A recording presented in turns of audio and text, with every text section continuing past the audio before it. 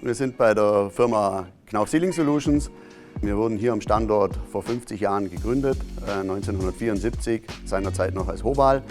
Haben dann verschiedene Schritte gemacht zur EMG, dann weiter der Zusammenschluss mit der GEMA, nach wie vor noch ein Brandname in der Schweiz. Seit wir bei Knauf sind, 2019, haben wir eine eigene Division gegründet. Wir sind jetzt in der Knauf Sealing Solutions beheimatet, die sich spezialisiert hat auf Deckensysteme von Mineralfaserplatten über Holzwolleplatten und eben auch die Metalldeckenplatten, die hier in Rangwall gefertigt werden. Wir haben hier 70 Mitarbeiter, der Großteil davon ist in der Fertigung beheimatet. Wir haben aber auch die Technik, die Kalkulation und auch den Einkauf bei uns. Alle 70 Mitarbeiter zusammen fertigen ungefähr zwischen 500.000 und 750.000 Quadratmeter. Das hängt sehr stark am Mix.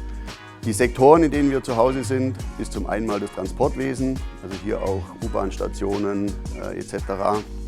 In weiterer Folge dann aber auch der Bildungssektor mit Schulen, Hochschulen, Lehrsäle, der Healthcare-Bereich, wo wir sehr stark im Bereich Krankenhäuser und Altenheime sind. Gerade hier auch im Bereich mehr mit antibakteriellen Beschichtungen und dann auch ein großer Teil davon ist das Bereich von Konzertsälen, wo es auf die Akustik ankommt.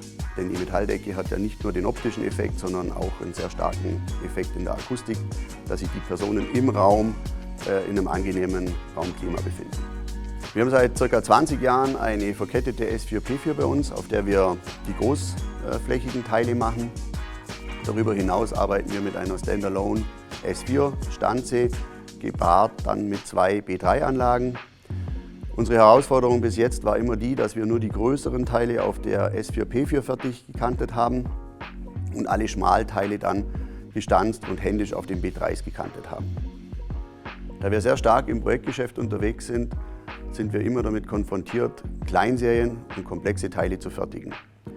Diese Lösung haben wir gefunden mit einer manuell bestückten P2, wo wir auch hochkomplexe Teile in Einstückserien fertigen können. Einer der wichtigsten Punkte bei der Beschaffung der P2 war für uns das Thema Rüstzeit.